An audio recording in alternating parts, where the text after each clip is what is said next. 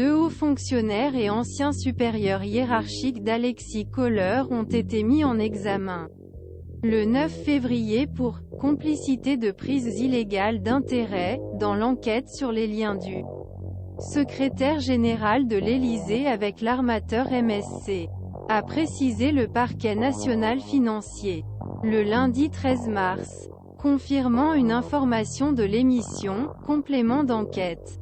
Dans cette affaire, M.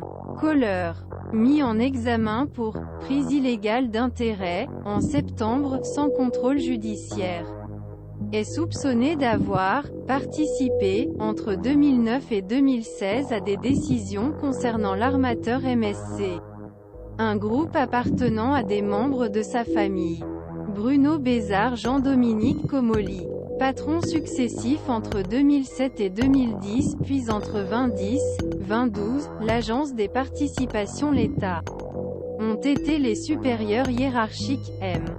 Kohler lorsqu'il était administrateur STX France Atlantique, et le grand port maritime du Havre, tous deux reliés au MSC.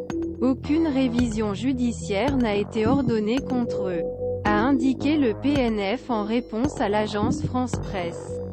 L'APE est en charge des intérêts patrimoniaux des collectivités publiques qu'elle incarne, exerce les missions l'État actionnaire et est chargée de gérer son portefeuille participation dans différentes structures. Devant les magistrats, le secrétaire général de l'Élysée a assuré, lors d'un interrogatoire révélé par l'AFP, n'avoir jamais considéré être en situation de conflit d'intérêts, liens familiaux avec MSC, mais il a aussi expliqué qu'il n'avait participé à aucune décision concernant le groupe. À l'époque, STX-GPMH avoir informé sa hiérarchie ses liens familiaux, avoir demandé quitter son mandat d'administrateur de STX et ayant exprimé dans ses votes au conseil d'administration la position l'État plutôt que la sienne.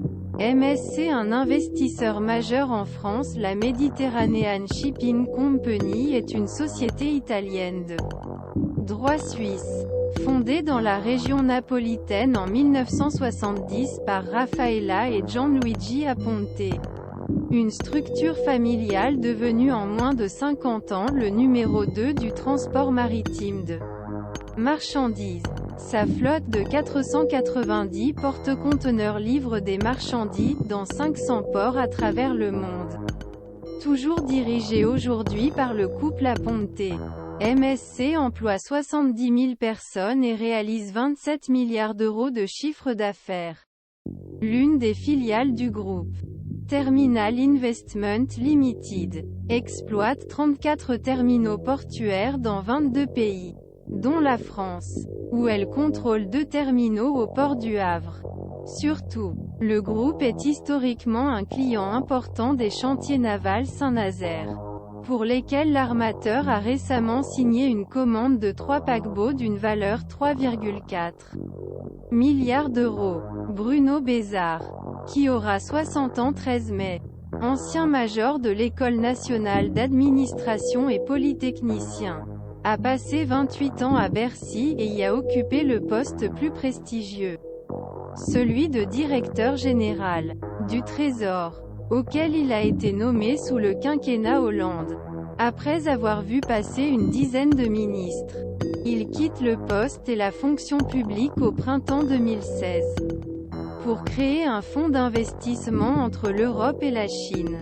Jean-Dominique Comolli a travaillé dans les cabinets des socialistes Laurent Fabius et Michel Charasse, ainsi que dans l'industrie du tabac. Finalement, le secrétaire général de l'Élysée était plus conscient du problème que nous. Me Jean-Baptiste Souffron, avocat d'Anticor, partie civile dans cette affaire, a estimé auprès de l'AFP que c'était une bonne chose que l'enquête progresse notamment sur ce point puisque M. Kohler a régulièrement et publiquement déclaré avoir informé ses supérieurs. Dès lors, la question qui se pose est de savoir s'ils ont organisé son expulsion ensemble ou s'ils se sont simplement dissimulé, auquel cas cela pourrait les rendre complices d'un délit.